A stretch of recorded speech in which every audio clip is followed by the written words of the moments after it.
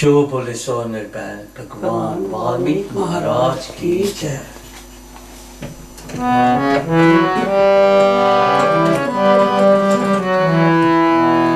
मूर्ख प्राणी कदे गुरु नू विसारना, गुरु तो बगैर तेनू लौना किसे पारना। मूर्ख प्राणी कदे गुरु नू विसारना, गुरु तो बगैर तेनू लौना किसे पारना। मूर्ख प्राणी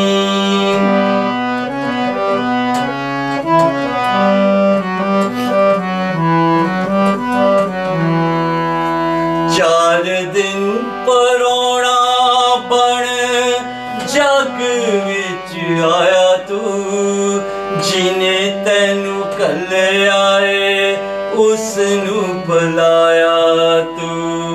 चार दिन परोना बन जग विच आया तू, जिने तेनू कले आए उसनू बुलाया तू। बीतदा ए जांदा वेला तेनू कोई सारना, गुरु तो बगैर तेनू लौना किसे पारना।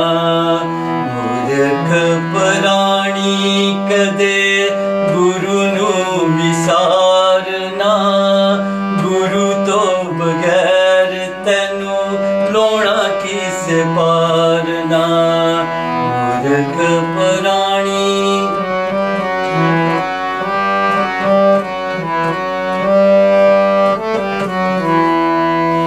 मंद काम कर खट लिया मशहूरियां, आपे तू वधा लिया गुरु कोल दूरियां।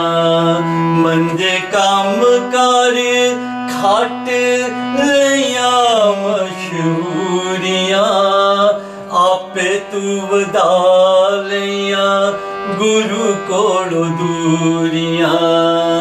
दोषी बन फिर नाए करे कोई विचारना, दोषी बन फिर नाए करे कोई विचारना।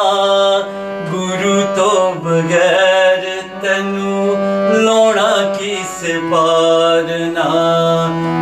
मूर्ख प्राणी कदे गुरु नू विसारना, गुरु तो बगैर तेनू लौना किसे पारना। मूर्ख प्राणी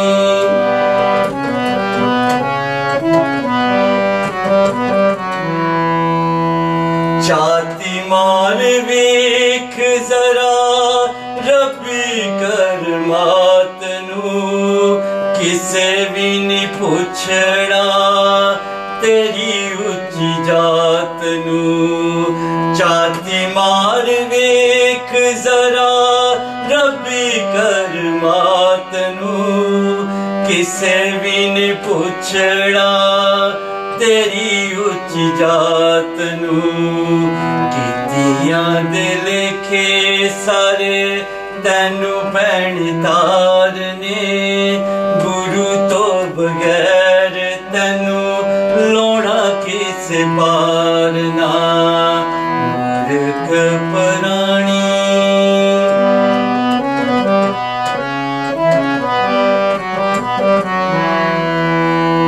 गुरु ते ग्रंथ नाले दस दिन पीर जी, तारी पछताऊ वेला आया जो खीर जी। गुरु ते ग्रंथ नाले दस दिन पीर जी, तारी पछताऊ वेला आया जो खीर जी। जीती हुई बाजी पै जाए पला विच हारना, गुरु तो बगैर तैनू लोना किस पारना। मूर्ख प्राणी कदे गुरु नू विसारना, गुरु तो बगैर तैनू लोना किस पारना। मूर्ख प्राणी कदे गुरु नू विसारना, गुरु तो बगैर तैनू लोना किस पारना। गुरु तो बगैर तैनू लोना किस पारना। जो बोले सो निर्भय। भगवान वाल्मीकि महाराज की जय। गुरु प्यारी साध संगत जी, भगवान वाल्मीकि जी की जय। जय गुरुदेव, धन गुरुदेव। मूर्ख प्राणी कदे गुरु नू विसारना। गुरु प्यारी साध संगत जी, गुरमुख प्यारिओ, ਆਪਾਂ ਭਾਈ ਸਾਹਿਬ ਭਾਈ ਉਮਰ ਕਲਿਆਣ ਜੀ ਪਾਸੋਂ ਸ਼ਬਦ ਸਰਵਨ ਕੀਤਾ। ਮੂਰਖ ਪ੍ਰਾਣੀ ਕਦੇ ਗੁਰੂ ਨੂੰ ਵਿਸਾਰਨਾ, ਗੁਰੂ ਤੋਂ ਬਗੈਰ ਤੈਨੂੰ ਲਾਉਣਾ ਕਿਸੇ ਪਾਰ ਨੂੰ। ਭਾਈ ਸਾਹਿਬ ਜੀ ਨੇ ਆਪਣੇ ਸ਼ਬਦ ਦੇ ਅੰਦਰ ਇਸ ਇਨਸਾਨ ਨੂੰ ਮੂਰਖ ਆਖਿਆ, इस प्राणी नू मूर्ख आख्या। आम शब्दां विच एक इंसान जो अपनी अकल नाल अपनी बुद्धि नाल काम करदा, आपां उसनू सियाणा आखदे हां, उसनू अकलमंद आखदे हां। दूसरे पासे जो अपनी बुद्धि अनुसार काम नहीं करते, आम भाषा विच आपां उसनू मूर्ख आखदे हां। मालिक दे प्यारिਆਂ ने गुरबाणी अंदर भी मूर्ख दे प्रति बहुत सारे प्रमाण दिते हैं। जिस तरह उत्पत्ति प्रकरण विच भगवान वाल्मीकि जी ने अपनी बाणी अंदर जिक्र किया कि संसार अते संसार दियां वस्तां इस तरह हैं जिवें मृग तृष्णा दी नदी होवे। दूसरी कड़ी विच भगवान वाल्मीकि जी ने फरमाया, मृग तृष्णा दी नदी नू वेख के मूर्ख हिरन पानी पीण लई दौड़ते हैं अते दुखी हुंदे हैं।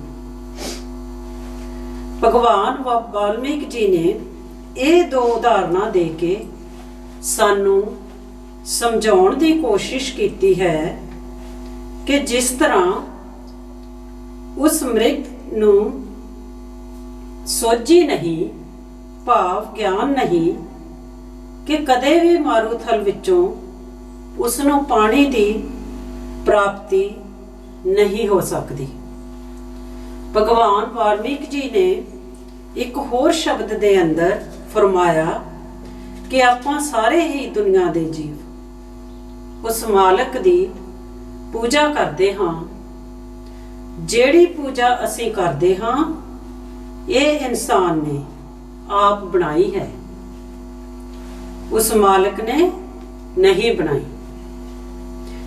निर्वाण प्रकरण सर्ग 37 विच भगवान वाल्मीकि जी ने फरमाया है, उस मालिक दी पूजा दीवे जगाण नाल नहीं हुंदी,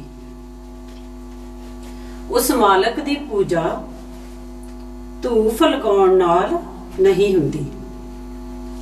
तीसरी कड़ी विच भगवान वाल्मीकि जी ने फरमाया कि फुल्लां दी माला नू अर्पण करना, चंदन दा लेप अते केसर दा टिक्का मत्थे विच लगाउण नाल भी ਉਸ ਮਾਲਕ ਦੀ ਪੂਜਾ ਨਹੀਂ ਆਖੀ ਜਾ ਸਕਦੀ।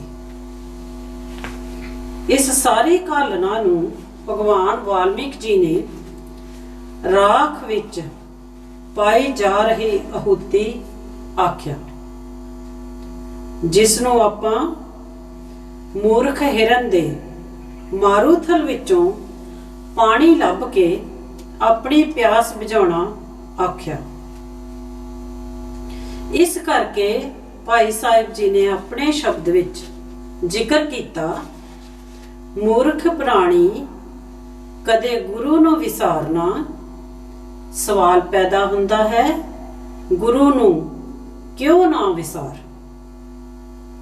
ਗੁਰਮਤਿ ਪਿਆਰਿਓ, ਇਸ ਕਰਕੇ ਗੁਰੂ ਨੂੰ ਨਾ ਵਿਸਾਰ। ਗੁਰੂ ਦੱਸੇਗਾ ਕਿ ਰੱਬ ਦੀ ਭਗਤੀ ਕਿਸ ਤਰ੍ਹਾਂ ਕਰਨੀ। ਗੁਰੂ ਦੱਸੇਗਾ ਮਾਲਕ ਦੀ ਬੰਦਗੀ ਦਾ ਢੰਗ। ਗੁਰੂ ਦੱਸੇਗਾ ਕਿ ਰੱਬ ਦੇ ਘਰ ਨੂੰ ਜਾਣ ਲਈ ਕਿਹੜੀਆਂ ਮੁਸ਼ਕਲਾਂ ਦਾ ਸਾਹਮਣਾ ਕਰਨਾ ਪਵੇਗਾ ਅਤੇ ਉਹ ਮੁਸ਼ਕਲਾਂ ਕਿਸ ਤਰ੍ਹਾਂ ਦੂਰ ਕੀਤੀਆਂ ਜਾ ਸਕਦੀਆਂ।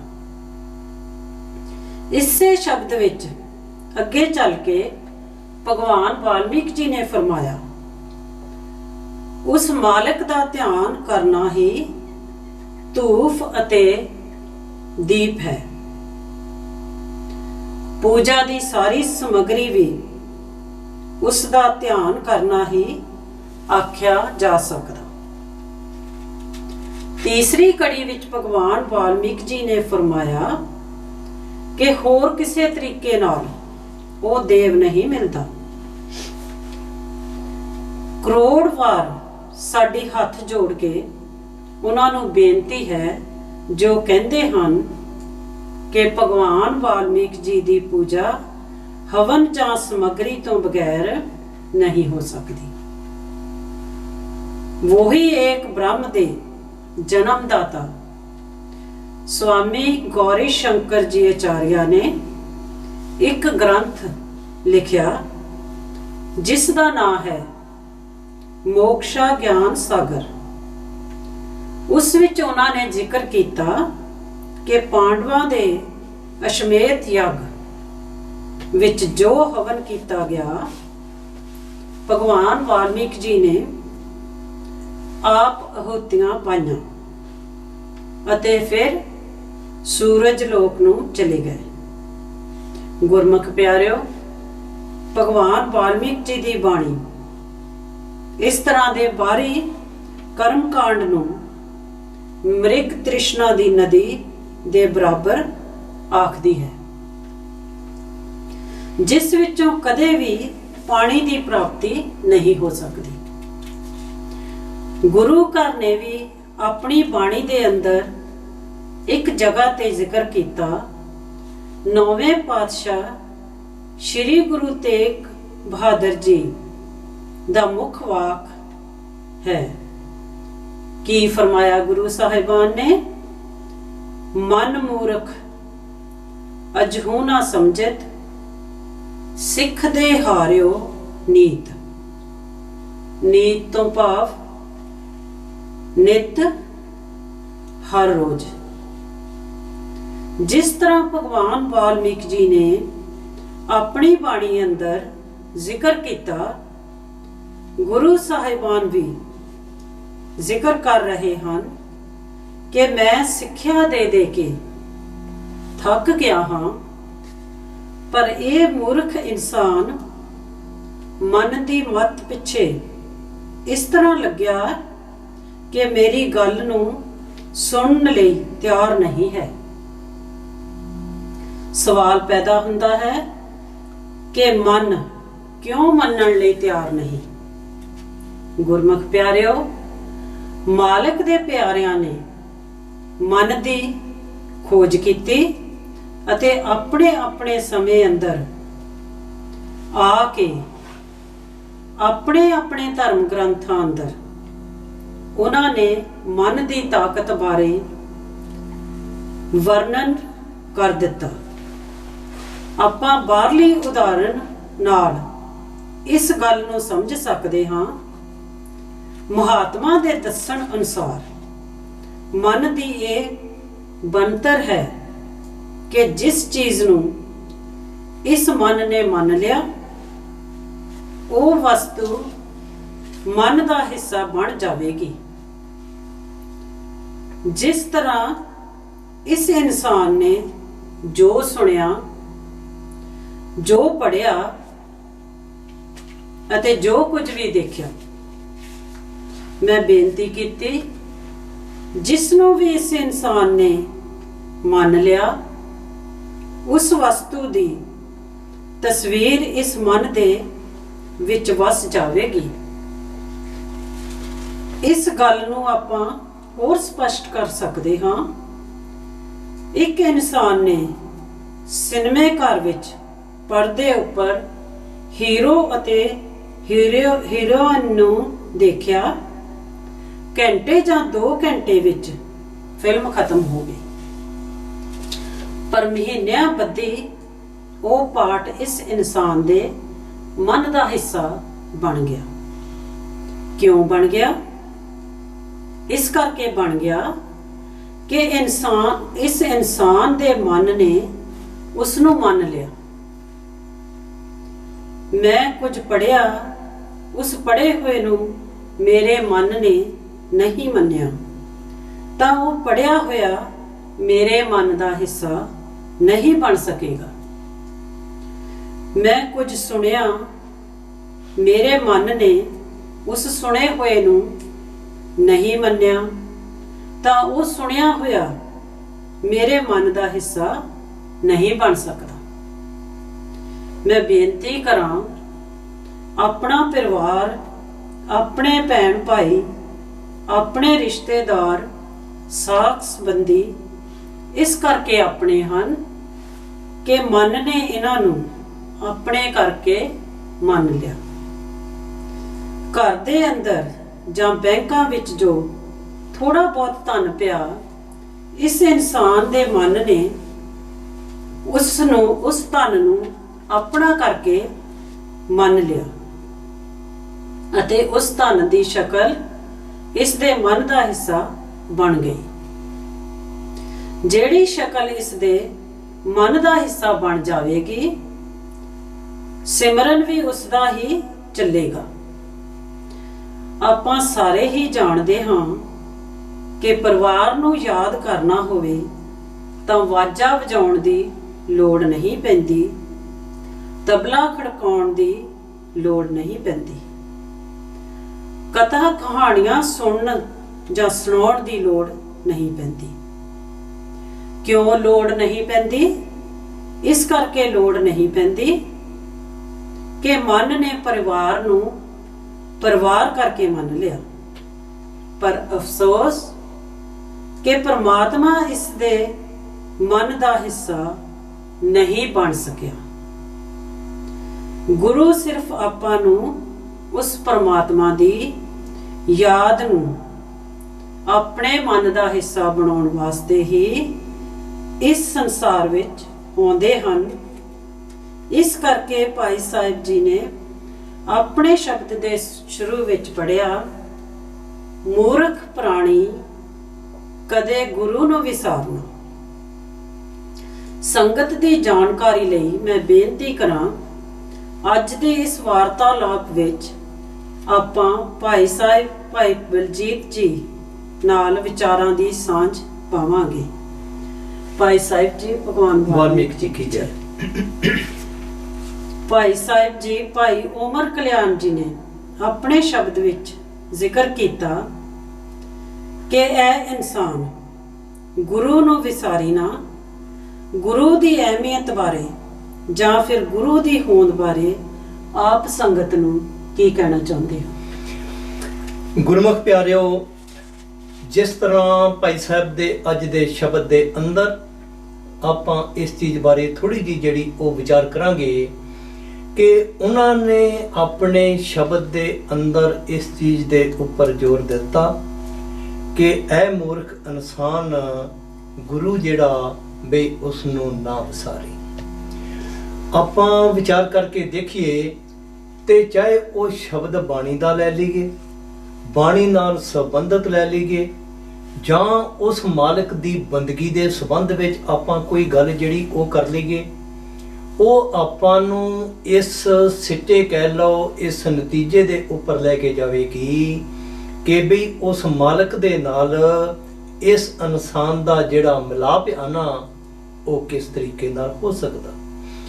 ਜੇਕਰ ਆਪਾਂ ਨੂੰ ਉਹ ਢੰਗ ਕਹਿ ਲਓ, ਜੁਗਤੀ ਕਹਿ ਲਓ, ਸਾਧਨ ਕਹਿ ਲਓ, ਉਸ ਦੀ ਸਮਝ ਨਹੀਂ ਲੱਗੀ, ਫਿਰ ਆਪਾਂ ਉਸ ਮਾਲਕ ਦੇ ਨਾਲ ਜਿਹੜਾ ਉਹ ਵਿਸਾਲ ਕਹਿ ਲਓ, ਮਿਲਾਪ ਕਹਿ ਲਓ, ਆਪਾਂ ਨਹੀਂ ਕਰ ਸਕਾਂਗੇ।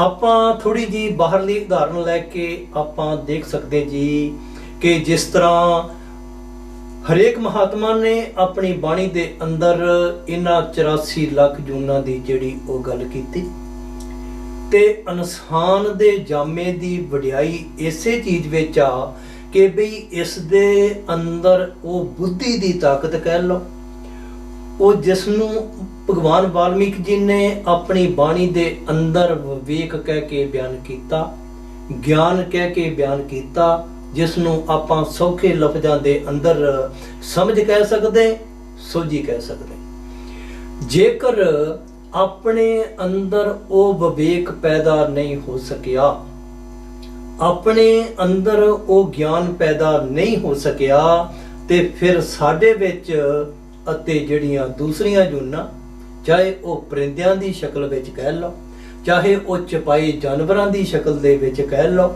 ਚਾਹੇ ਉਹ ਕਿਸੇ ਹੋਰ ਜੂਨ ਦੇ ਵਿੱਚ ਕਹਿ ਲਓ, ਜ਼ਿਆਦਾ ਭਿੰਨ ਔਰ ਭੇਦ ਜਿਹੜਾ ਉਹ ਨਹੀਂ ਆਖਿਆ ਜਾ ਸਕਦਾ। ਆਪਾਂ ਇੱਕ ਬਾਹਰਲੀ ਉਦਾਹਰਨ ਲੈ ਕੇ ਦੇਖਾਂਗੇ ਇਸ ਵਿਵੇਕ ਦੇ ਸੰਬੰਧ ਦੇ ਵਿੱਚ। ਇੱਕ ਇਸਤਰੀ ਆ ਜੀ, ਆਪਾਂ ਨੂੰ ਪਤਾ ਕਿ ਇਹ ਵਿਵੇਕ ਦੀ ਤਾਕਤ ਜਿਹੜੀ ਕਹਿ ਲਓ, ਵਿਵੇਕ ਦੀ ਸੋਝੀ ਕਹਿ ਲਓ, ਸੈਂਸ ਆਫ ਡਿਸਕ੍ਰਿਮੀਨੇਸ਼ਨ ਦੀ ਆਪਾਂ ਗੱਲ ਕਰ ਰਹੇ ਹਾਂ।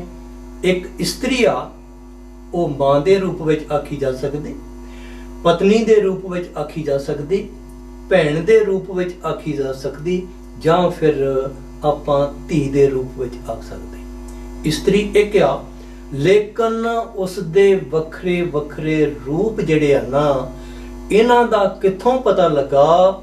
ਇਸ ਇਨਸਾਨ ਦੇ ਅੰਦਰ ਜਦੋਂ ਵਿਵੇਕ ਪੈਦਾ ਹੋਇਆ, ਗਿਆਨ ਪੈਦਾ ਹੋਇਆ, ਉਸ ਗਿਆਨ ਨੇ ਇਸ ਚੀਜ਼ ਇਨਸਾਨ ਦੇ ਅੰਦਰ ਉਹ ਚੀਜ਼ ਦੱਸ ਦਿੱਤੀ ਕਿ ਬਈ ਇਹ ਉਸ ਦੀ ਪਤਨੀ ਆ, ਇਹ ਉਸ ਦੀ ਭੈਣ ਆ, ਇਹ ਉਸ ਦੀ ਮਾਂ।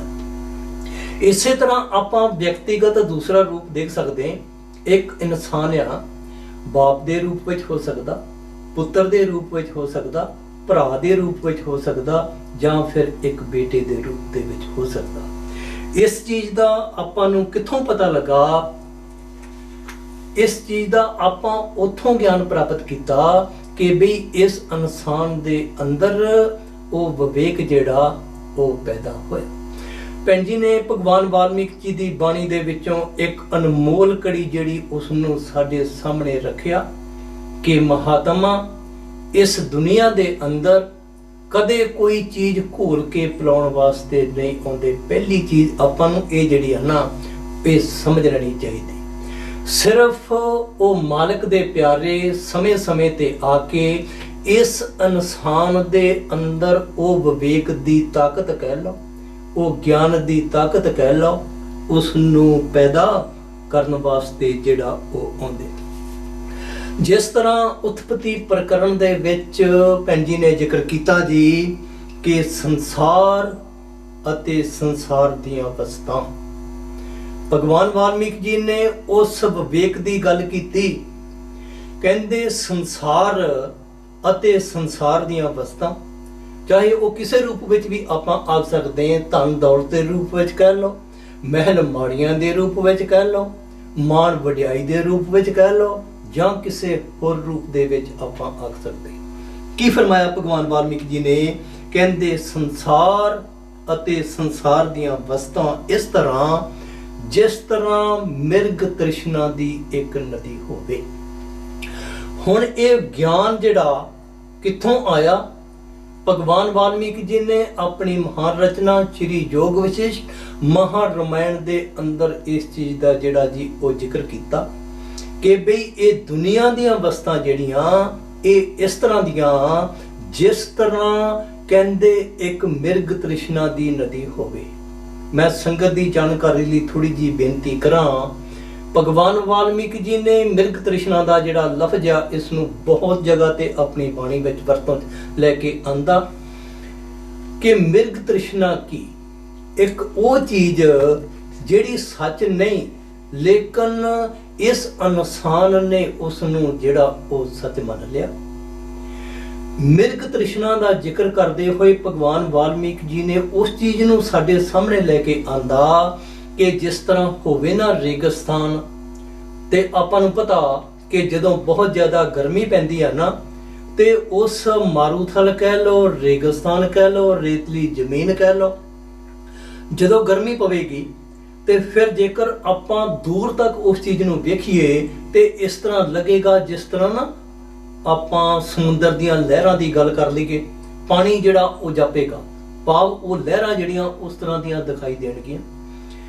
ਕਿਉਂਕਿ ਇਹ ਹਿਰਨ ਜਿਹੜੇ ਆਪਾਂ ਤਿੰਨ ਤੱਤ ਦੇ ਜਿਹੜੇ ਉਹ ਜੀਵ ਕਹਿ ਸਕਦੇ, ਚਾਰ ਤੱਤਾਂ ਦੇ ਜੀਵ ਜਿਹੜੇ ਉਹ ਕਹਿ ਸਕਦੇ, ਉਹਨਾਂ ਦੇ ਪਾਸ ਉਹ ਵਿਵੇਕ ਨਹੀਂ ਹੁੰਦਾ ਕਿ ਮਿਰਗ ਤ੍ਰਿਸ਼ਨਾ ਨੂੰ ਇਸੇ ਕਰਕੇ ਭਗਵਾਨ ਵਾਲਮੀਕ ਜੀ ਨੇ ਵਰਤੋਂ ਵਿੱਚ ਲੈ ਕੇ ਆਂਦਾ ਕਿ ਉਹ ਜਿਹੜੇ ਹਿਰਨ ਆਨਾ ਜਦੋਂ ਆਪਣੀ ਪਿਆਸ ਬੁਝਾਉਣ ਦੇ ਲਈ ਉਸ ਰੇਗਿਸਤਾਨ ਕਹਿ ਲਓ ਉਸ ਦੇ ਵਿੱਚ ਨਿਗਾਹ ਮਾਰਦੇ ਤੇ ਦੂਰ ਆਪ ਦੇਖਦੇ ਆ ਤੇ ਉਹਨਾਂ ਨੂੰ ਇਸ ਤਰ੍ਹਾਂ ਲੱਗਦਾ ਕਿ ਜਿਸ ਤਰ੍ਹਾਂ ਬਈ ਉਹ ਪਾਣੀ ਦੀਆਂ ਜਿਹੜੀਆਂ ਉਹ ਲਹਿਰਾਂ, ਤੇ ਫਿਰ ਉਹ ਕੀ ਕਰਦੇ, ਉਸ ਪਾਸੇ ਨੂੰ ਆਪਣਾ ਰੁਖ ਕਰਦੇ, ਦੌੜ ਲਗਾਉਂਦੇ। ਜਿੰਨੀ ਉਹ ਦੌੜ ਉਸ ਪਾਣੀ ਨੂੰ ਪ੍ਰਾਪਤ ਕਰਨ ਦੇ ਲਈ ਲਗਾਉਂਦੇ, ਲੇਕਿਨ ਉਹ ਪਾਣੀ ਦੀਆਂ ਲਹਿਰਾਂ ਕਿਉਂਕਿ ਅਸਲ ਨਹੀਂ, ਪਾਣੀ ਨਹੀਂ, ਸਿਰਫ ਉਹ ਗਰਮੀ ਦਾ ਰਿਫਲੈਕਸ਼ਨ ਕਹਿ ਲਓ, ਤੇ ਫਿਰ ਉਹ ਪਾਣੀ ਜਿਹੜਾ ਉਹ ਦੂਰ ਹੁੰਦਾ ਚਲਾ ਜਾਏਗਾ। ਲੇਕਿਨ ਪਾਣੀ ਦੀ ਪਿਆਸ ਜਿਹੜੀ ਉਸ ਹਿਰਨ ਦੀ ਉਹ ਜਿਹੜੀ ਆਪਾਂ ਕਹਿ ਲਈਏ ਮਿਟ ਨਹੀਂ ਸਕੇਗੀ। ਭਗਵਾਨ ਵਾਲਮੀਕ ਜੀ ਨੇ ਉਸ ਗਿਆਨ ਦੀ ਗੱਲ ਕਰਦੇ ਹੋਏ ਆਪਣੀ ਬਾਣੀ ਦੇ ਅੰਦਰ ਇਸ ਚੀਜ਼ ਨੂੰ ਸਾਡੇ ਸਾਹਮਣੇ ਲੈ ਕੇ ਆਂਦਾ ਕਿ ਸੰਸਾਰ ਅਤੇ ਸੰਸਾਰ ਦੀਆਂ ਵਸਤਾਂ ਜਿਹੜੀਆਂ ਉਹ ਮਿਰਗ ਤ੍ਰਿਸ਼ਨਾ ਦੀ ਨਿਆਈ ਹਨ। ਲੇਕਿਨ ਸਾਡੀ ਅਗਿਆਨਤਾ ਦੇਖੋ, ਮੂਰਖਤਾ ਦੇਖੋ, ਆਪਾਂ ਉਸ ਚੀਜ਼ ਨੂੰ ਜਿਹੜਾ ਉਹ ਸੱਚ ਮੰਨ ਕੇ ਬੈਠੇ। ਹੋਰ ਤੇ ਆਪਾਂ ਕੀ ਗੱਲ ਕਰਨੀ ਕਿ ਇਹ ਇਨਸਾਨ ਆਪਣੀ ਮੌਤ ਜਿਹੜੀ ਉਸ ਨੂੰ ਵੀ ਭੁੱਲ ਕੇ ਬੈਠਾ। ਜੇਕਰ ਅਗਿਆਨਤਾ ਨਹੀਂ ਤੇ ਫਿਰ ਆਪਾਂ ਭਗਵਾਨ ਵਾਲਮੀਕ ਜੀ ਦੀ ਬਾਣੀ ਦੇ ਅਨੁਸਾਰ ਇਸ ਨੂੰ ਆਪਾਂ ਹੋਰ ਕੀ ਕਹਿ ਸਕਦੇ। ਮੈਂ ਬੇਨਤੀ ਕਰ ਰਿਹਾ, ਵੱਖਰੇ ਵੱਖਰੇ ਮਹਾਤਮਾ ਨੇ ਸਮੇਂ-ਸਮੇਂ ਤੇ ਆ ਕੇ ਇਸ ਸਚਾਈ ਨੂੰ ਸਾਡੇ ਸਾਹਮਣੇ ਰੱਖਿਆ। ਭਗਵਾਨ ਵਾਲਮੀਕ ਜੀ ਨੇ ਆ ਬਾਣੀ ਤ੍ਰੇਤਾ ਯੁੱਗ ਦੇ ਅੰਦਰ ਲਿਖੀ ਤੇ ਸਾਡੇ ਸਾਹਮਣੇ ਉਸ ਸਚਾਈ ਜਿਹੜੀ ਉਸ ਨੂੰ ਵਰਣਨ ਕੀਤਾ। ਨੌਵੇਂ ਪਾਤਸ਼ਾਹ ਸ਼੍ਰੀ ਗੁਰੂ ਤੇਗ ਬਹਾਦਰ ਮਹਾਰਾਜ ਜੀ ਦੇ ਜੇਕਰ ਆਪਾਂ ਸ਼ਲੋਕ ਪੜ੍ਹ ਕੇ ਵੇਖੀਏ ਤੇ ਉਹਨਾਂ ਨੇ ਸ਼ਲੋਕ ਨੰਬਰ 5 ਜਿਹੜਾ ਬਿਲਕੁਲ ਲਫ਼ਜ਼ਾਂ ਦਾ ਫਰਕ ਹੋ ਸਕਦਾ, ਲੇਕਿਨ ਇਸ ਮਿਰਗ ਤ੍ਰਿਸ਼ਨਾ ਦੀ ਗੱਲ, ਸੰਸਾਰ ਅਤੇ ਸੰਸਾਰ ਦੀਆਂ ਵਸਤਾਂ ਦੀ ਗੱਲ ਜਿਹੜੀ ਆਪਣੀ ਬਾਣੀ ਦੇ ਅੰਦਰ ਉਹਨਾਂ ਨੇ ਜ਼ਿਕਰ ਕੀਤਾ। ਇਹ ਚੀਜ਼ ਦਾ ਕੀ ਫਰਮਾਇਆ ਨੌਵੇਂ ਪਾਤਸ਼ਾਹ ਮਹਾਰਾਜ ਜੀ ਨੇ, ਕਹਿੰਦੇ ਧਨ, ਧਾਰਾ, ਸੰਪਤ, ਸਗਲ, ਸਗਲ ਤੋਂ ਭਾਵ ਸਾਰੀ, ਕਹਿੰਦੇ ਚਾਹੇ ਉਹ ਧਨ ਦੇ ਰੂਪ ਵਿੱਚ ਕਹਿ ਲਈਏ, ਧਾਰਾ ਤੋਂ ਭਾਵ ਇਹ ਇਨਸਾਨ ਇਹ ਸਮਝਦਾ ਕਿ ਸ਼ਾਇਦ ਬਈ ਇਹ ਕਿਸੇ ਕਬੀਲੇ ਦਾ ਮਾਲਕ। ਮੈਂ ਬੇਨਤੀ ਕਰਾਂ, ਇੱਕ ਇਨਸਾਨ ਜਿਹੜਾ ਉਹ ਇਕੱਲਾ ਆਇਆ, ਮਾਲਕ ਦੀ ਦਇਆ ਮਿਹਰ ਨਾਲ ਇਸ ਇਨਸਾਨ ਦਾ ਵਿਆਹ ਹੋ ਗਿਆ, ਬਾਲ ਬੱਚੇ ਪੈਦਾ ਹੋ ਗਏ, ਅੱਗੇ ਉਹਨਾਂ ਨੇ ਇੱਕ ਪਰਿਵਾਰ ਦੀ ਸ਼ਕਲ ਜਿਹੜੀ ਉਸ ਨੂੰ ਅਖਤਿਆਰ ਕਰ ਲਿਆ।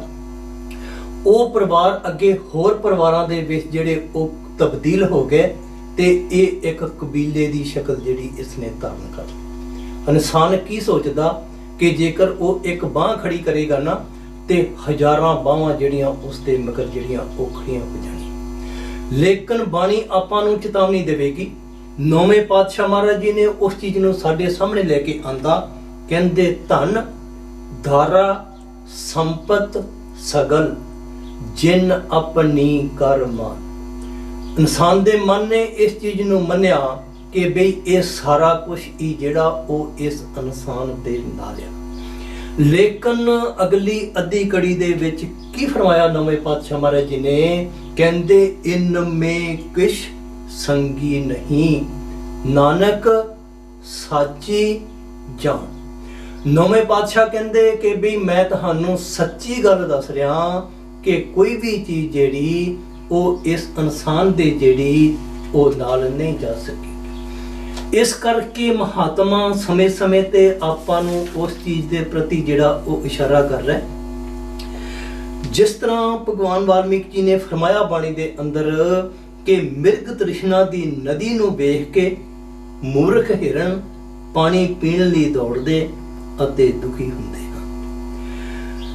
ਮਹਾਤਮਾ ਨੇ ਆਪਾਂ ਨੂੰ ਇਸ ਸੰਸਾਰ ਵਿੱਚ ਦੇਖੋ ਜੀ ਰਹਿਣ ਦੀ ਜਿਹੜੀ ਉਹ ਯੁਕਤੀ ਦੱਸੀ ਕਿ ਬਈ ਉਸ ਮਾਲਕ ਦੇ ਘਰ ਵਿੱਚ ਪਹੁੰਚਣ ਦੇ ਲਈ ਆਪਾਂ ਨੂੰ ਫਿਰ ਉਸ ਮਾਲਕ ਦੀ ਜਿਹੜੀ ਹੈ ਨਾ ਉਹ ਬੰਦਗੀ ਕਰਨੀ ਪਵੇਗੀ।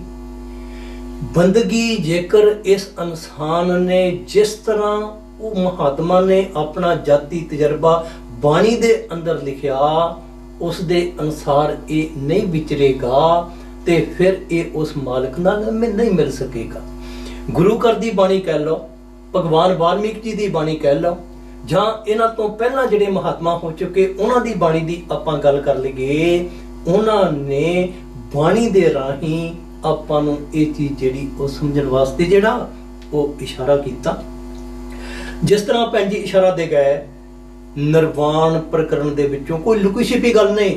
ਜੇਕਰ ਕੋਈ ਇਨਸਾਨ ਇਹ ਗੱਲ ਆਪਾਂ ਨੂੰ ਆਖੇ ਨਾ ਕਿ ਵੀ ਪਤਾ ਨਹੀਂ ਇਹਨਾਂ ਨੇ ਆਹ ਚੀਜ਼ ਜਿਹੜੀ ਇਹ ਕਿੱਥੋਂ ਲੈਂਦੀ, ਨਿਰਵਾਣ ਪ੍ਰਕਰਨ ਵਿੱਚ ਆਪਾਂ ਉਸ ਦਾ ਪੇਜ ਲੈ ਸਕਦੇ, ਲਿਖਤ ਵੇਖ ਸਕਦੇ, ਉਸ ਨੂੰ ਦੂਸਰੇ ਧਰਮ ਜਿਹੜੇ ਉਹਨਾਂ ਦੀ ਬਾਣੀ ਦੇ ਨਾਲ ਜਿਹੜਾ ਜਦੋਂ ਆਪਾਂ ਕੰਪੇਅਰ ਕਰਾਂਗੇ ਸੋਝੀ ਆ ਜਾਏਗੀ, ਉਹ ਵਿਵੇਕ ਪੈਦਾ ਹੋ ਜਾਏਗਾ ਕਿ ਰੱਬ ਦੇ ਘਰ ਨੂੰ ਜਾਣ ਦਾ ਜਿਹੜਾ ਰਸਤਾ ਨਾ ਹਰੇਕ ਮਹਾਤਮਾ ਨੇ ਜਿਹੜਾ ਉਹ ਇੱਕੋ ਹੀ ਜਿਹੜਾ ਉਹ ਵਰਣਨ ਕੀਤਾ। ਭਗਵਾਨ ਵਾਲਮੀਕ ਜੀ ਨੇ ਕੀ ਫਰਮਾਇਆ? ਕਹਿੰਦੇ ਉਸ ਮਾਲਕ ਦੀ ਪੂਜਾ ਦੀਵੇ ਜਗਾਉਣ ਨਾਲ ਜਿਹੜੀ ਉਹ ਨਹੀਂ ਹੁੰਦੀ। ਜਾਂ ਵੱਖਰੇ ਵੱਖਰੇ ਕੋ 5-6 ਜਿਸ ਤਰ੍ਹਾਂ ਲਾਈਨਾਂ ਭੈਣ ਜੀ ਨੇ ਪੜੀਆਂ, ਵੱਖਰੇ ਵੱਖਰੇ ਹਰੇਕ ਚੀਜ਼ ਬਾਰੇ ਉਹਨਾਂ ਨੇ ਵਰਣਨ ਜਿਹੜਾ ਉਹ ਕੀਤਾ ਕਿ ਉਸ ਮਾਲਕ ਦੀ ਪੂਜਾ ਕਿਸਨੇ ਬਣਾਈ? ਇਸ ਇਨਸਾਨ ਨੇ ਬਣਾਈ। ਜਿਸ ਤਰ੍ਹਾਂ ਆਪਾਂ ਪ੍ਰੀਸਟ ਕਲਾਸ ਚਾਹੇ ਉਹ ਕਿਸੇ ਵੀ ਸਮੇਂ ਦੇ ਵਿੱਚ ਆਈ ਆ, ਚਾਹੇ ਉਹ ਸਤਯੁਗ ਵਿੱਚ ਸੀ, ਤ੍ਰੇਤਾ ਵਿੱਚ ਸੀ, ਦੁਆਪਰ ਵਿੱਚ ਸੀ, ਜਾਂ ਫਿਰ ਉਹ ਅੱਜ ਆ, ਉਹਨਾਂ ਨੇ ਉਸ ਮਾਲਕ ਦੀ ਬੰਦਗੀ ਦਾ ਢੰਗ ਜਿਹੜਾ ਨਾ ਉਸ ਮਾਲਕ ਦੇ ਅਸੂਲਾਂ ਦੇ ਜਿਹੜਾ ਉਸ ਨੂੰ ਉਲਟ ਬਣਾ ਦਿੱਤਾ ਤੇ ਫਿਰ ਇਸ ਇਨਸਾਨ ਵਾਸਤੇ ਇਸ ਚੀਜ਼ ਲਈ ਫੈਸਲਾ ਕਰਨਾ ਔਖਾ ਹੋ ਗਿਆ ਕਿ ਬਈ ਫਿਰ ਆਪਾਂ ਉਸ ਮਾਲਕ ਨਾਲ ਕਿਸ ਤਰ੍ਹਾਂ ਮਿਲ ਸਕਦੇ। ਭਗਵਾਨ ਵਾਲਮੀਕ ਜੀ ਨੇ ਕੀ ਫਰਮਾਇਆ? ਉਸ ਮਾਲਕ ਦੀ ਪੂਜਾ ਧੂਫ ਲਗਾਉਣ ਨਾਲ ਨਹੀਂ ਹੁੰਦੀ। ਤੇ ਫਿਰ ਜੇਕਰ ਬਈ ਆਪਾਂ ਉਹ ਕੰਮ ਕਰਦੇ ਆ ਨਾ ਤੇ ਫਿਰ ਜਿਸ ਤਰ੍ਹਾਂ ਭਾਈ ਸਾਹਿਬ ਨੇ ਆਪਣੀ ਸ਼ਬਦ ਦੇ ਵਿੱਚ ਪੜਿਆ, ਮੂਰਖ ਪ੍ਰਾਣੀ ਕਦੇ ਗੁਰੂ ਨੂੰ ਪਸਾਰਨਾ। ਕਿਉਂਕਿ ਗੁਰੂ ਕੀ ਦੱਸੇਗਾ? ਗੁਰੂ ਦੱਸੇਗਾ ਮਾਲਕ ਦੀ ਭਗਤੀ। ਗੁਰੂ ਉਹ ਗਿਆਨ ਰੂਪੀ ਦੀਵਾ ਇਸ ਇਨਸਾਨ ਦੇ ਅੰਦਰ ਜਗਾਵੇਗਾ, ਜਿਸ ਦੇ ਨਾਲ ਅੰਦਰੋਂ ਅੰਧੇਰਾ ਜਿਹੜਾ ਉਹ ਦੂਰ ਹੋ ਜਾਏਗਾ। ਅੰਦਰੋਂ ਅੰਧੇਰਾ ਦੂਰ ਨਹੀਂ ਹੋਵੇਗਾ, ਬਾਹਰ ਆਪਾਂ ਜਿਹੜੀਆਂ ਉਹ ਹਜ਼ਾਰਾਂ ਹੀ ਕਿਉਂ ਨਾ ਜੋਤਾਂ ਜਗਾ ਲਈਏ, ਹਜ਼ਾਰਾਂ ਹੀ ਦੀਵੇ ਜਿਹੜੇ ਉਹ ਕਿਉਂ ਨਾ ਜਗਾ ਲਈਏ, ਬਾਹਰੀ ਚਾਨਣ ਤੇ ਹੋ ਸਕਦਾ ਲੇਕਿਨ ਅੰਦਰੂਨੀ ਚਾਨਣ ਜਿਹੜਾ ਉਹ ਨਹੀਂ ਹੋ ਸਕੇਗਾ। ਆਪਾਂ ਇੱਕ ਬਾਹਰਲੀ ਗੱਲ ਜਿਹੜੀ ਉਹ ਕਰਕੇ ਦੇਖ ਸਕਦੇ ਕਿ ਕਿਸੇ ਵੀ ਮਹਾਤਮਾ ਦੀ ਜਿਹੜੀ ਬਾਣੀ ਆ ਨਾ ਆਪਾਂ ਉਹਨੂੰ ਮੱਥਾ ਜਿਹੜਾ ਉਹ ਕਿਉਂ ਟੇਕਦੇ? ਇਸ ਕਰਕੇ ਟੇਕਦੇ ਕਿ ਜਿਹੜੀ ਚੀਜ਼ ਉਸ ਦੇ ਵਿੱਚ ਲਿਖੀ ਆ ਨਾ ਉਹ ਸਾਨੂੰ ਪ੍ਰਵਾਨ ਆ। ਤੇ ਆਪ ਭਗਵਾਨ ਵਾਲਮੀਕ ਜੀ ਨੇ ਆਪਣੀ ਬਾਣੀ ਦੇ ਅੰਦਰ ਸਾਨੂੰ ਬਲੈਕ ਐਂਡ ਵਾਈਟ ਦੇ ਵਿੱਚ ਲਿਖ ਕੇ ਦਿੱਤਾ ਜੀ ਕਿ ਫੁੱਲਾਂ ਦੀ ਮਾਲਾ ਨੂੰ ਅਰਪਣ ਕਰਨ ਦੇ ਨਾਲ ਚੰਦਨ ਦਾ ਲੇਪ ਅਤੇ ਕੇਸਰ ਦਾ ਟਿੱਕਾ ਮੱਥੇ ਵਿੱਚ ਲਗਾਉਣ ਦੇ ਨਾਲ ਵੀ ਉਸ ਮਾਲਕ ਦੀ ਪੂਜਾ ਜਿਹੜੀ ਉਹ ਨਹੀਂ ਕੀਤੀ ਜਾ ਸਕਦੀ। ਗੁਰੂ ਘਰ ਦੀ ਬਾਣੀ ਨੂੰ ਆਪਾਂ ਵੇਖ ਸਕਦੇ ਤੀਸਰੇ ਪਾਤਸ਼ਾਹ ਸ੍ਰੀ ਗੁਰੂ ਅਮਰਦਾਸ ਮਹਾਰਾਜ ਜੀ ਦਾ ਮੁੱਖ ਵਾਕਿਆ ਜੀ। ਆਪਣੀ ਬਾਣੀ ਦੇ ਅੰਦਰ ਉਹਨਾਂ ਨੇ ਇੱਕ ਜਗ੍ਹਾ ਤੇ ਜ਼ਿਕਰ ਕੀਤਾ, ਕਹਿੰਦੇ ਪੂਜਾ ਕਰੇ ਸਭ ਲੋਕ ਸੰਤੋ। ਮਹਾਤਮਾ ਦੀ ਨਿਮਰਤਾ ਦੇਖੋ, ਆਪਾਂ ਨੂੰ ਕੀ ਬਿਆਨ ਕਰ ਰਹੇ ਤੀਸਰੇ ਪਾਤਸ਼ਾਹ ਮਹਾਰਾਜ ਜੀ। ਕਹਿੰਦੇ ਪੂਜਾ ਆਪਾਂ ਦੁਨੀਆ ਦੇ ਸਾਰੇ ਹੀ ਜੀਵ ਜਿਹੜੇ ਉਸ ਮਾਲਕ ਦੀ ਕਰਦੇ, ਪਰ ਕਰਦੇ ਕਿਸ ਤਰ੍ਹਾਂ? ਕਹਿੰਦੇ ਜੀ ਮਨ ਦੇ ਅਧੀਨ। ਭਗਵਾਨ ਵਾਲਮੀਕ ਜੀ ਨੇ ਉਸ ਮਨ ਦੀ ਗੱਲ ਕਰਦੇ ਹੋਏ ਸਾਡੇ ਸਾਹਮਣੇ ਇਸ ਚੀਜ਼ ਨੂੰ ਲੈ ਕੇ ਆਂਦਾ ਕਿ ਇਹ ਜਿਹੜੀ ਪੂਜਾ ਨਾ, ਇਹ ਸਾਡੇ ਮਨ ਨੇ ਬਣਾਈ, ਪ੍ਰੀਸਟ ਕਲਾਸ ਜਿਹੜੀ ਇਹ ਉਸਨੇ ਬਣਾਈ। ਤੀਸਰੇ ਪਾਤਸ਼ਾਹ ਮਹਾਰਾਜ ਜੀ ਨੇ ਕੀ ਫਰਮਾਇਆ? ਕਹਿੰਦੇ ਪੂਜਾ ਕਰੇ ਸਭ ਲੋਕ ਸੰਤੋ, ਮਨ ਮੁਖ ਥਾਏ ਨਾ ਪਾਈ। ਥਾਏ ਨਾ ਪਾਈ, ਉਸ ਮਾਲਕ ਦੇ ਘਰ ਵਿੱਚ ਪ੍ਰਵਾਨ ਨਹੀਂ ਹੋਵੇਗੀ। ਸਵਾਲ ਪੈਦਾ ਹੁੰਦਾ ਕਿਉਂ ਨਹੀਂ ਹੋਵੇਗੀ? ਕਿਉਂਕਿ ਇਹ ਪੂਜਾ ਸਾਡੇ ਮਨ ਨੇ ਬਣਾਈ। ਪੂਜਾ ਕਰੇ ਸਭ ਲੋਕ ਸੰਤੋ, ਮਨਮੁਖ ਥਾਏ ਨਾ ਪਾਈ।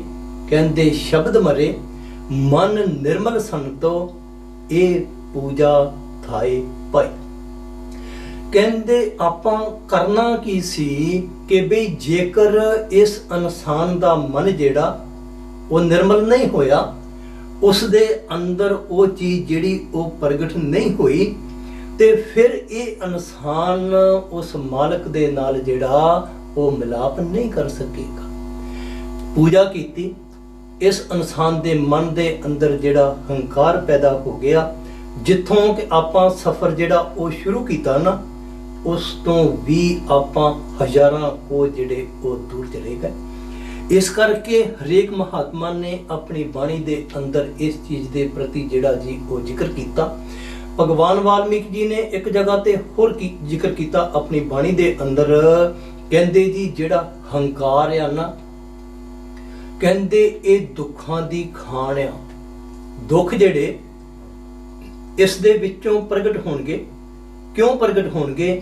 ਇਸ ਕਰਕੇ ਪ੍ਰਗਟ ਹੋਣਗੇ ਕਿ ਜਿਸ ਇਨਸਾਨ ਦੇ ਅੰਦਰ ਕਹਿੰਦੇ ਉਹ ਨਿਮਰਤਾ ਨਹੀਂ ਆਈ, ਦੀਨਤਾ ਨਹੀਂ ਆਈ, ਆਜਜੀ ਨਹੀਂ ਆਈ, ਉਸ ਦੇ ਅੰਦਰ ਉਹ ਗੁਣ ਪੈਦਾ ਨਹੀਂ ਹੋਏ, ਉਸ ਮਾਲਕ ਦੇ ਨਾਲ ਜਿਹੜਾ ਉਹ ਨਹੀਂ ਮਿਲ ਸਕੇਗਾ। ਸਪਸ਼ਟ ਫੈਸਲਾ। ਨੌਵੇਂ ਪਾਤਸ਼ਾਹ ਮਹਾਰਾਜ ਜੀ ਨੇ ਇੱਕ ਜਗ੍ਹਾ ਤੇ ਹੋਰ ਜ਼ਿਕਰ ਕੀਤਾ ਜੀ। ਕਹਿੰਦੇ ਰਾਮ ਗਿਓ ਰਾਵਣ ਗਿਓ, ਜਾਂ ਕਾ ਬਹੁ ਪਰਿਵਾਰ। ਕਹਿੰਦੇ ਏਡੇ ਵੱਡੇ ਪਰਿਵਾਰ ਦੇ ਮਾਲਕ ਇਸ ਦੁਨੀਆ ਦੇ ਉੱਪਰੋਂ ਜਿਹੜੇ ਬਈ ਕਹਿੰਦੇ ਜਾਂਦੇ ਲੱਗੇ। ਰਾਮ ਗਿਓ ਰਾਵਣ ਗਿਓ, ਜਾਂ ਕਾ ਬਹੁ ਪਰਿਵਾਰ, ਕਹੋ ਨਾਨਕ ਥਿਰ ਕੁਛ ਨਹੀਂ। ਥਿਰ ਤੋਂ ਭਾਵ ਸਦੀਵੀ ਰਹਿਣ ਵਾਲੀ ਚੀਜ਼, ਸੁਪਨੇ ਜਿਉਂ ਸੰਸਾਰ। ਭਗਵਾਨ ਵਾਲਮੀਕ ਜੀ ਨੇ ਆਪਣੀ ਬਾਣੀ ਦੇ ਅੰਦਰ ਆਪਾਂ ਨੂੰ ਉਸ ਚੀਜ਼ ਦੇ ਪ੍ਰਤੀ ਜਿਹੜਾ ਜੀ ਉਹ ਜ਼ਿਕਰ ਕੀਤਾ। ਇਸੇ ਤਰ੍ਹਾਂ ਆਪਾਂ ਵਿਚਾਰ ਕਰਕੇ ਦੇਖੀਏ ਕਿ ਵੱਖਰੇ ਵੱਖਰੇ ਮਹਾਤਮਾ ਨੇ ਆਪਣੀ ਬਾਣੀ ਦੇ ਅੰਦਰ ਲੇਕਿਨ ਉਸ ਅਵਸਥਾ ਦੀ ਗੱਲ ਕੀਤੀ।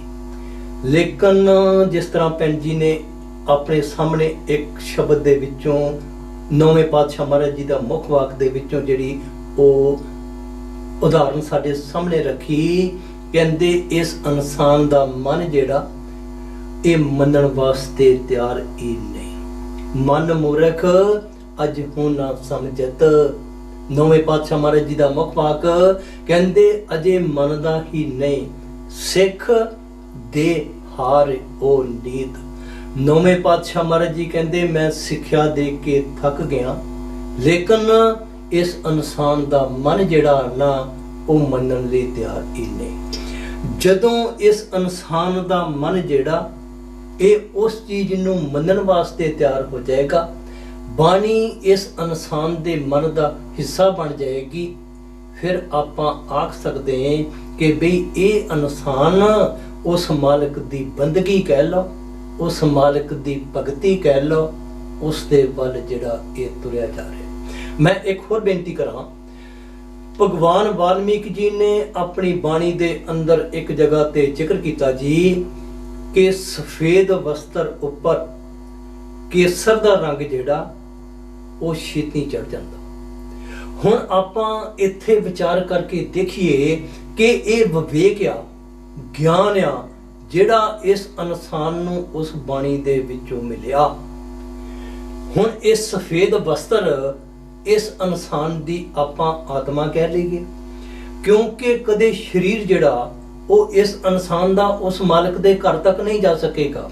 ਜਦੋਂ ਵੀ ਜਾਵੇਗੀ ਇਸ ਇਨਸਾਨ ਦੀ ਜਿਹੜੀ ਉਹ ਆਤਮਾ ਜਾਵੇਗੀ। ਇਸ ਕਰਕੇ ਮਹਾਤਮਾ ਨੇ ਵਿਵੇਕ ਦੇ ਰਾਹੀਂ ਕਹਿ ਲਓ, ਆਪਣੇ ਤਜਰਬੇ ਦੇ ਆਧਾਰ ਤੇ ਇਹ ਗੱਲ ਜਿਹੜੀ ਸਾਡੇ ਸਾਹਮਣੇ ਲੈ ਕੇ ਆਂਦੀ ਕਿ ਬਈ ਜੇਕਰ ਇਸ ਇਨਸਾਨ ਨੇ ਉਸ ਚੀਜ਼ ਬਾਰੇ ਸੋਚਿਆ ਹੀ ਨਹੀਂ ਤੇ ਫਿਰ ਇਸ ਦੇ ਵਿੱਚ ਤੇ ਫਿਰ ਕਹਿੰਦੇ ਜੀ ਜਿਹੜੇ ਦੂਸਰੇ ਜੀਵ ਆ ਉਹਨਾਂ ਦੇ ਵਿੱਚ ਕੋਈ ਵੀ ਪੈਨ ਔਰ ਭੇਦ ਜਿਹੜਾ ਉਹ ਨਹੀਂ ਆਖਿਆ ਜਾ ਸਕਦਾ। ਸਤਿਗੁਰੂ ਰਵਿਦਾਸ ਜੀ ਦੀ ਬਾਣੀ ਚੋਂ ਆਪਾਂ ਇੱਕ ਉਦਾਹਰਣ ਜਿਹੜੀ ਉਸ ਨੂੰ ਲੈ ਕੇ ਆਵਾਂਗੇ ਸਾਹਮਣੇ।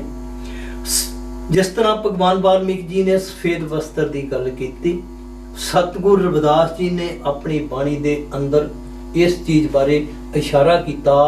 ਕਹਿੰਦੇ ਜਨਮ ਸਿਰਾਨੋ ਪੰਥ ਨਾ ਸਵਾਰਾ। ਸਿਰਾਨੋ ਤੋਂ ਭਾਵ ਬੀਤਦਾ ਜਾ ਰਿਹਾ। ਸਤਿਗੁਰੂ ਰਵਿਦਾਸ ਜੀ ਨੇ ਉਸ ਸਚਾਈ ਨੂੰ ਸਾਡੇ ਸਾਹਮਣੇ ਲੈ ਕੇ ਆਂਦਾ ਕਿ ਬਈ ਮਾਲਕ ਦੇ ਘਰ ਵਿੱਚ ਕਿਹੜੀ ਚੀਜ਼ ਲੈ ਕੇ ਜਾਣੀ। ਕਹਿੰਦੇ ਆਤਮਾ ਜਾਵੇਗੀ, ਸਰੀਰ ਇਸ ਇਨਸਾਨ ਦਾ ਉਸ ਮਾਲਕ ਦੇ ਘਰ ਵਿੱਚ ਜਿਹੜਾ ਉਹ ਨਹੀਂ ਜਾ ਸਕਦਾ। ਜਿਸ ਤਰ੍ਹਾਂ ਮੈਂ ਪਹਿਲਾਂ ਵੀ ਬੇਨਤੀ ਕਰ ਚੁੱਕਾ ਕਿ ਹਰੇਕ ਮਹਾਤਮਾ ਨੇ ਬਾਣੀ ਦੇ ਅੰਦਰ ਆਪਣਾ ਜਾਤੀ ਤਜਰਬਾ ਕਹਿ ਲਓ, ਐਕਸਪੀਰੀਅੰਸ ਕਹਿ ਲਓ, ਉਸ ਚੀਜ਼ ਨੂੰ ਸਾਡੇ ਸਾਹਮਣੇ ਰੱਖਿਆ। ਕੀ ਫਰਮਾਇਆ ਸਤਿਗੁਰੂ ਰਵਿਦਾਸ ਜੀ ਨੇ? ਕਹਿੰਦੇ ਜਨਮ ਸਿਰਾਨੋ ਪੰਥ ਨਾ ਸਵਾਰਾ, ਸਾਂਝ ਪਰੀ ਦਹਿ ਦਿਸ ਅੰਧਿਆਰਾ।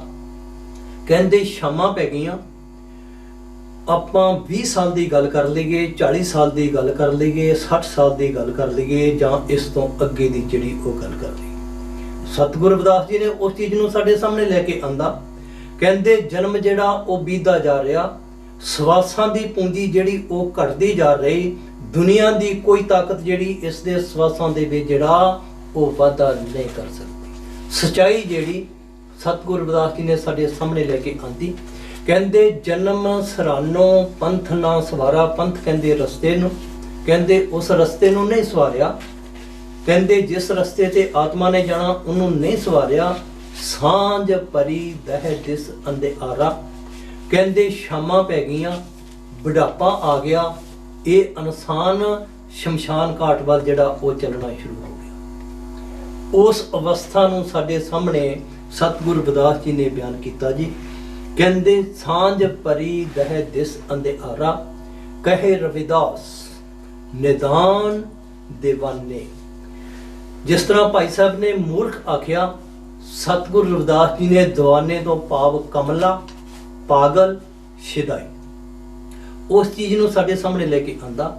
ਕਹੇ ਰਵਿਦਾਸ ਨਿਦਾਨ ਦੀਵਾਨੇ, ਚੇਤਸ ਨਾਹੀ ਦੁਨੀਆ ਫਨ ਖਾਨੇ। ਕਹਿੰਦੇ ਚੇਤਸ ਨਾਹੀ, ਕਹਿੰਦੇ ਉਹ ਭਰਾਵਾ ਤੈਨੂੰ ਚੇਤਾ ਨਹੀਂ, ਦੁਨੀਆ ਫਨ ਖਾਨੇ। ਕਹਿੰਦੇ ਬਈ ਦੁਨੀਆ ਜਿਹੜੀ ਆਪਣੀ ਵਾਰੀ ਦੇ ਅਨੁਸਾਰ ਜਿਹੜੀ ਇਸ ਦੁਨੀਆ ਤੋਂ ਚੱਲਦੀ ਬਣੇਗੀ। ਜ਼ਿੰਦਗੀ ਦੀ ਆਪਾਂ ਗੱਲ ਕਰ ਲਈਏ, ਚਾਹੇ ਉਹ 50ਵਾਂ ਬਰਥਡੇ ਮਨਾ ਲਈਏ, 60ਵਾਂ ਬਰਥਡੇ ਮਨਾ ਲਈਏ, 70ਵਾਂ ਬਰਥਡੇ ਮਨਾ ਲਈਏ, ਇਹ ਇਨਸਾਨ ਆਏ ਦਿਨ ਜਿਹੜਾ ਉਹ ਮੌਤ ਦੇ ਜਿਹੜਾ ਉਹ ਨੇੜੇ ਹੁੰਦਾ ਜਾ ਰਿਹਾ। ਭੀਖਣ ਜੀ ਇੱਕ ਮਹਾਤਮਾ ਹੋਏ ਮੁਸਲਮਾਨ, ਗੁਰੂ ਗ੍ਰੰਥ ਸਾਹਿਬ ਦੇ ਅੰਦਰ ਉਹਨਾਂ ਦਾ ਸ਼ਬਦ ਆ ਜੀ, ਜਿਹੜੀ ਸਚਾਈ ਭਗਵਾਨ ਵਾਲਮੀਕ ਜੀ ਨੇ ਤ੍ਰੇਤਾ ਯੁੱਗ ਦੇ ਅੰਦਰ ਵਰਣਨ ਕੀਤੀ, ਸਤਿਗੁਰੂ ਰਵਿਦਾਸ ਜੀ ਨੇ ਉਸ ਦੀ ਪ੍ਰੋੜਤਾ ਕੀਤੀ, ਉਸ ਦੀ ਹਾਜ਼ਰੀ ਭਰੀ। ਭੀਖਣ ਜੀ ਨੇ ਵੀ ਆਪਣੀ ਬਾਣੀ ਦੇ ਅੰਦਰ ਭਗਵਾਨ ਵਾਲਮੀਕ ਜੀ ਦੇ ਨਾਲ ਉਹ ਸਹਿਮਤੀ ਪ੍ਰਗਟ ਕੀਤੀ ਕਹਿ ਲਓ, ਉਸ ਚੀਜ਼ ਨੂੰ ਸਾਡੇ ਸਾਹਮਣੇ ਲੈ ਕੇ ਆਂਦਾ। ਕੀ ਫਰਮਾਇਆ? ਕਹਿੰਦੇ ਨੈਣੋ ਨੀਰ ਬਹੇ ਤਨ ਖੀਨਾ। ਬੁਢਾਪਾ ਆ ਗਿਆ, ਅੱਖਾਂ ਚੋਂ ਕਹਿੰਦੇ ਪਾਣੀ ਵਗ ਰਿਹਾ। ਨੈਣੋ ਨੀਰ ਬਹੇ ਤਨ ਖੀਨਾ, ਭਏ ਕੇਸ ਦੁੱਧ ਬਾਨੀ। ਬੁਢਾਪਾ ਆ ਗਿਆ, ਕੇਸ ਕਹਿੰਦੇ ਚਿੱਟੇ ਹੋ ਗਏ। ਰੁੰਦਾ ਕੰਠ ਸ਼ਬਦ ਨਹੀਂ ਉਚਰੇ। ਕਹਿੰਦੇ ਇਸ ਇਨਸਾਨ ਦੇ ਕੰਠ ਤੋਂ ਭਾਵ ਗਲਾ, ਕਹਿੰਦੇ ਗਲੇ ਚੋਂ ਆਵਾਜ਼ ਨਹੀਂ ਨਿਕਲ ਸਕਦੀ, ਕੰਠ ਸ਼ਬਦ ਨਹੀਂ ਉਚਰੇ, ਮਾਲਕ ਦੀ ਬੰਦਗੀ ਜਿਹੜੀ ਉਹ ਨਹੀਂ ਕਰ ਸਕੇਗਾ। ਅਬ ਕਿਆ ਕਰੇ ਪ੍ਰਾਣੀ। ਹਰੇਕ ਮਹਾਤਮਾ ਨੇ ਆਪਣੀ ਬਾਣੀ ਦੇ ਅੰਦਰ ਜਿਹੜਾ ਉਸ ਚੀਜ਼ ਦੇ ਪ੍ਰਤੀ ਆਪਾਂ ਨੂੰ ਚੇਤਾ ਕਰਾਇਆ ਜੀ। ਕਹਿੰਦੇ ਜਦੋਂ ਉਹ ਮਹਾਤਮਾ ਇਸ ਦੁਨੀਆ ਦੇ ਅੰਦਰ ਉਹਨਾਂ ਨੇ ਉਹ ਸੱਚਾਈ ਜਿਹੜੀ ਉਸ ਨੂੰ ਸਾਡੇ ਸਾਹਮਣੇ ਲੈ ਕੇ ਆਏ ਕਿ ਜੇਕਰ ਆਪਣੇ ਅੰਦਰ ਉਹ ਵਿਵੇਕ ਪੈਦਾ ਨਹੀਂ ਹੋਇਆ, ਆਪਣੇ ਅੰਦਰ ਉਹ ਗਿਆਨ ਪੈਦਾ ਨਹੀਂ ਹੋਇਆ, ਤੇ ਫਿਰ ਸਾਡੇ ਵਿੱਚ ਅਤੇ ਉਸ ਜਿਹੜੇ ਦੂਸਰੇ ਜੀਵ ਆ ਉਹਨਾਂ ਵਿੱਚ ਕੋਈ ਵੀ ਭਿੰਨ ਔਰ ਭੇਦ ਜਿਹੜਾ ਉਹ ਨਹੀਂ ਹੋਵੇਗਾ। ਇਸ ਕਰਕੇ ਭਾਈ ਸਾਹਿਬ ਨੇ ਸ਼ਬਦ ਦੇ ਅੰਦਰ ਆਪਾਂ ਨੂੰ ਚੇਤਾ ਕਰਾਇਆ, ਕਹਿ ਲਓ ਉਸ ਚੀਜ਼ ਦੇ ਪ੍ਰਤੀ ਦੱਸਿਆ ਕਿ ਇਹ ਪ੍ਰਾਣੀ ਕਹਿੰਦੇ ਬਈ ਗੁਰੂ ਜਿਹੜਾ ਉਸ ਨੂੰ ਨਾ ਵਿਸਾਰੀ। ਕਿਉਂ ਨਾ ਵਿਸਾਰੀ? ਇਸ ਕਰਕੇ ਨਾ ਵਿਸਾਰੀ ਕਿ ਆ ਜਿਹੜੀ ਬਾਣੀ ਕਹਿ ਲਓ, ਗਿਆਨ ਕਹਿ ਲਓ, ਸੋਝੀ ਕਹਿ ਲਓ, ਕੌਣ ਦੇਵੇਗਾ?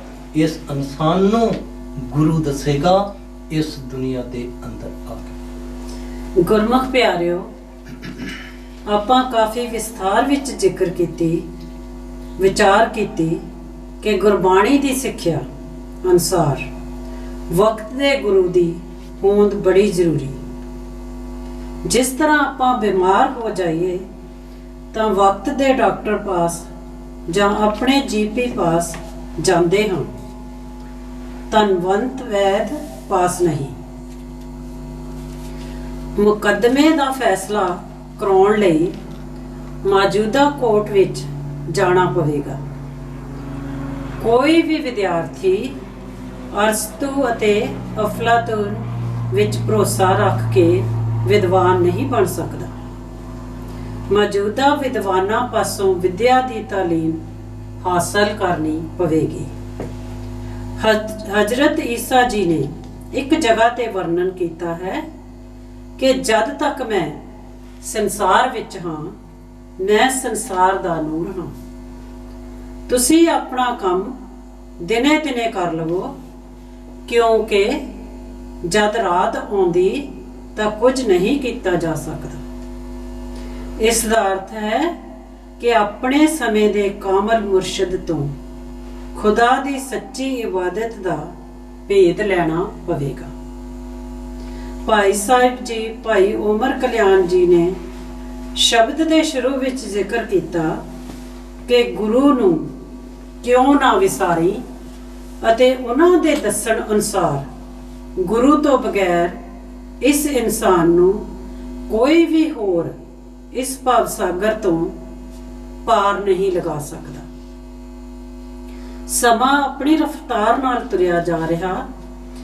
ਭਾਈ ਸਾਹਿਬ ਜੀ ਆਪ ਸੰਖੇਪ ਵਿੱਚ ਸ਼ਬਦਾਂ ਵਿੱਚ ਇਸ ਦੇ ਪਾਰ ਲਗਾਉਣ ਬਾਰੇ ਸੰਗਤ ਨੂੰ ਕੀ ਕਹਿਣਾ ਚਾਹੁੰਦੇ ਹਨ? ਗੁਰਮੁਖ ਪਿਆਰਿਓ, ਜਿਸ ਤਰ੍ਹਾਂ ਆਪਾਂ ਗੁਰੂ ਦੀ ਗੱਲ ਕੀਤੀ ਕਿ ਬੇ ਗੁਰੂ ਇਸ ਸੰਸਾਰ ਦੇ ਅੰਦਰ ਇੱਕ ਉਹ ਤਾਕਤ ਆ ਜਿਹੜੀ ਇਸ ਇਨਸਾਨ ਦੀ ਜਿਹੜੀ ਆਪਾਂ ਕਿਸ਼ਤੀ ਕਹਿ ਲਈਏ ਇਸ ਭਵ ਸਾਗਰ ਦੇ ਵਿੱਚ ਜਿਹੜੀ ਉਹ ਡੁੱਬੀ ਜਾ ਰਹੀ, ਤੇ ਫਿਰ ਗੁਰੂ ਜਿਹੜਾ ਉਹ ਜੁਗਤੀ ਦੱਸੇਗਾ, ਢੰਗ ਦੱਸੇਗਾ, ਤਰੀਕਾ ਜਿਹੜਾ ਉਹ ਦੱਸੇਗਾ। ਜਿਸ ਤਰ੍ਹਾਂ ਵੱਖਰੇ ਵੱਖਰੇ ਪ੍ਰਮਾਣ ਜਿਹੜੇ ਉਹ ਬਾਣੀ ਦੇ ਅੰਦਰ ਮਿਲਦੇ, ਭਗਵਾਨ ਵਾਲਮੀਕ ਜੀ ਨੇ ਆਪਣੀ ਬਾਣੀ ਦੇ ਅੰਦਰ ਇੱਕ ਜਗ੍ਹਾ ਤੇ ਜ਼ਿਕਰ ਕੀਤਾ ਜੀ, ਜਿਸ ਨੂੰ ਉਹਨਾਂ ਨੇ ਅਥਾਹ ਸਮੁੰਦਰ ਆਖਿਆ ਕਿ ਸੰਤ ਜਨ ਜਿਹੜੇ ਉਸ ਅਥਾਹ ਸਮੁੰਦਰ ਵਿੱਚ ਇੱਕ ਕਹਿੰਦੇ ਮਲਾਹ ਦੇ ਰੂਪ ਵਿੱਚ ਹਨ। ਜਿਸ ਤਰ੍ਹਾਂ ਆਪਾਂ ਕਿਸੇ ਕਿਸ਼ਤੀ ਦੇ ਰਾਹੀਂ ਕਿਸੇ ਦਰਿਆ ਨੂੰ ਜਿਹੜਾ ਉਹ ਪਾਰ ਕਰਨਾ ਹੋਵੇ ਨਾ, ਤੇ ਆਪਾਂ ਕੀ ਕਰਦੇ ਜੀ, ਇਹ ਨਹੀਂ ਕਿ ਜਿਹੜਾ ਪੁਰਾਣੇ ਸਮੇਂ ਦੇ ਵਿੱਚ ਕੋਈ ਵੀ ਮਲਾਹ ਸੀ ਤੇ ਉਸ ਦਾ ਸਿਮਰਨ ਕਰਨ ਦੇ ਨਾਲ ਜਿਹੜਾ ਆਪਾਂ ਉਹ ਦਰਿਆ ਦਾ ਜਿਹੜਾ ਰਸਤਾ ਉਸ ਨੂੰ ਤੈਅ ਕਰ ਸਕਦੇ ਨਹੀਂ। ਜੇਕਰ ਇਸ ਤਰ੍ਹਾਂ ਹੁੰਦਾ ਤੇ ਫਿਰ ਬਈ ਗੁਰੂ ਸਾਹਿਬਾਨ ਨੇ ਬਾਣੀ ਦੇ ਅੰਦਰ, ਭਗਵਾਨ ਵਾਲਮੀਕ ਜੀ ਨੇ ਬਾਣੀ ਦੇ ਅੰਦਰ ਜਿਹੜਾ ਉਹ ਇਸ ਦਾ ਜ਼ਿਕਰ ਜਿਹੜਾ ਉਹ ਕਰ ਦੇਣਾ ਸੀ। ਜਿਸ ਤਰ੍ਹਾਂ ਭੈਣ ਜੀ ਨੇ ਜ਼ਿਕਰ ਕੀਤਾ ਕਿ ਬਾਈਬਲ ਦੇ ਅੰਦਰ ਇੱਕ ਜਗ੍ਹਾ ਤੇ ਜ਼ਿਕਰ ਕੀਤਾ ਕਿ ਜਦ ਤੱਕ ਮੈਂ ਸੰਸਾਰ ਵਿੱਚ ਹਾਂ, ਭਾਵ ਅੱਲਾਹ ਦੇ ਸਰੂਪ ਦੇ ਵਿੱਚ ਆਪਾਂ ਉਸ ਦੀ ਗੱਲ ਕਰ ਰਹੇ। ਇਸ ਕਰਕੇ ਬਾਣੀ ਕੀ ਇਸ਼ਾਰਾ ਕਰਦੀ, ਕਹਿੰਦੇ ਪਤਨ ਕੂਕੇ ਪਾਤਣੀ ਵੰਜੋ ਤਰਕ ਬਿਲਾੜ ਪਾਰ ਪਵੰਦਰੇ ਡਿਠ ਮੈਂ ਸਤਗੁਰ ਬੋਹਿਤ ਚਾੜ। ਇਸ ਕਰਕੇ ਜਿਸ ਤਰ੍ਹਾਂ ਭਾਈ ਸਾਹਿਬ ਜੀ ਨੇ ਆਪਾਂ ਨੂੰ ਸ਼ਬਦ ਦੇ ਰਾਹੀਂ ਦੱਸਿਆ ਕਿ ਵੀ ਸਮੁੰਦਰ ਨੂੰ ਪਾਰ ਕਰਨ ਦੇ ਲਈ, ਦਰਿਆ ਨੂੰ ਪਾਰ ਕਰਨ ਦੇ ਲਈ ਆਪਾਂ ਨੂੰ ਫਿਰ ਉਹ ਕਿਸ਼ਤੀ ਜਾਂ ਫਿਰ ਉਸ ਕਿਸ਼ਤੀ ਨੂੰ ਚਲਾਉਣ ਵਾਲਾ ਮਲਾਹ ਜਿਹੜਾ, ਉਸ ਦੀ ਲੋੜ ਜਿਹੜੀ ਉਹ ਪਵੇਗੀ। ਗੁਰਮੁਖ ਪਿਆਰਿਓ, ਕਿਸੇ ਵੀ ਚੀਜ਼ ਦੀ ਮਹਾਨਤਾ ਉਸ ਦੀ ਸਮਝ ਉੱਪਰ ਖੜੀ ਹੈ। ਬਾਣੀ ਜੇਕਰ ਆਪਣੀ ਸਮਝ ਵਿੱਚ ਨਹੀਂ ਪਈ ਤਾਂ ਫਿਰ ਆਪਾਂ ਇਸ ਬਾਣੀ ਤੋਂ ਫਾਇਦਾ ਨਹੀਂ ਉਠਾ ਸਕਦੇ। ਜਿਸ ਤਰ੍ਹਾਂ ਦੱਸਦੇ ਹਨ ਕਿ ਸਮੁੰਦਰ ਦੀ ਡੂੰਘਾਈ ਵਿੱਚ ਅਨੇਕਾਂ ਤਰ੍ਹਾਂ ਦੇ ਹੀਰੇ ਅਤੇ ਜਵਾਹਰਾਤ ਪਏ ਹਨ, ਜਿਸ ਤਰ੍ਹਾਂ ਜੇਕਰ ਕੋਈ ਇਨਸਾਨ ਆਪਾਂ ਨੂੰ ਇਹ ਆਖੇ ਕਿ ਸਮੁੰਦਰ ਦੇ ਕਿਨਾਰੇ ਉੱਪਰ ਬੈਠ ਕੇ ਉਸ ਨੂੰ ਇਹਨਾਂ ਦੀ ਪ੍ਰਾਪਤੀ ਹੋ ਜਾਵੇ ਤਾਂ ਮੰਨਿਆ ਨਹੀਂ ਜਾ ਸਕਦਾ। ਆਪਾਂ ਜਾਣਦੇ ਹਾਂ ਕਿ ਸਮੁੰਦਰ ਦੇ ਬਾਹਰਲੇ ਕਿਨਾਰੇ ਤੇ ਸਿਰਫ ਸਿੱਪੀਆਂ ਅਤੇ ਘੋਗੇ ਹੀ ਪ੍ਰਾਪਤ ਕੀਤੇ ਜਾ ਸਕਦੇ ਹਨ। ਮਾਲਕ ਦੇ ਪਿਆਰਿਆਂ ਨੇ ਬਾਣੀ ਨੂੰ ਇੱਕ ਅਥਾਹ ਸਮੁੰਦਰ ਆਖਿਆ। ਬਾਣੀ ਰੂਪੀ ਹੀਰਿਆਂ ਨੂੰ ਪ੍ਰਾਪਤ ਕਰਨ ਲਈ ਸਮੁੰਦਰ ਦੀ ਡੂੰਘਾਈ ਵਿੱਚ ਜਾਣਾ ਪਵੇਗਾ। ਸ਼ੇਖ ਫਰੀਦ ਜੀ ਨੇ ਵੀ ਆਪਣੀ ਬਾਣੀ ਅੰਦਰ ਇੱਕ ਜਗ੍ਹਾ ਤੇ ਜ਼ਿਕਰ ਕੀਤਾ ਹੈ ਕਿ ਇਹ ਦੁਨੀਆ ਦੇ ਲੋਕੋ, ਉਸ ਸਰੋਵਰ ਦੀ ਖੋਜ ਕਰੋ ਜਿੱਥੋਂ ਉਸ ਵਸਤੂ ਨੂੰ ਪ੍ਰਾਪਤ ਕੀਤਾ ਜਾ ਸਕੇ, ਸਿਵਾਏ ਛੱਪੜ ਦੇ ਵਿੱਚੋਂ ਸਿਵਾਏ ਚਿੱਕੜ ਤੋਂ ਕੁਝ ਵੀ ਹੱਥ ਨਹੀਂ ਆਵੇਗਾ। ਫਰੀਦਾ ਸੋਈ ਸਰਵਰ ਢੂੰਡ ਲਓ ਜਿੱਥੋਂ ਲੱਭੀ ਵੱਥ, ਛੱਪੜ ਢੂੰਡੇ ਕਿਆ ਹੋਵੇ ਚਿੱਕੜ ਡੁੱਬੇ ਹੱਥ। ਭਗਵਾਨ ਵਾਲਮੀਕ ਜੀ ਦਇਆ ਕਰਨ, ਆਪਣੀ ਜ਼ਿੰਦਗੀ ਨੂੰ ਬਾਣੀ ਦੀ ਖੋਜ ਕਰਕੇ ਆਪਾਂ ਆਪਣੀ ਜ਼ਿੰਦਗੀ ਨੂੰ ਸਵਾਰ ਸਕੀਏ। ਭਗਵਾਨ ਵਾਲਮੀਕ ਜੀ ਕੀ ਜੈ। ਜੈ ਗੁਰੂਦੇਵ। ਧੰਨ ਗੁਰੂਦੇਵ।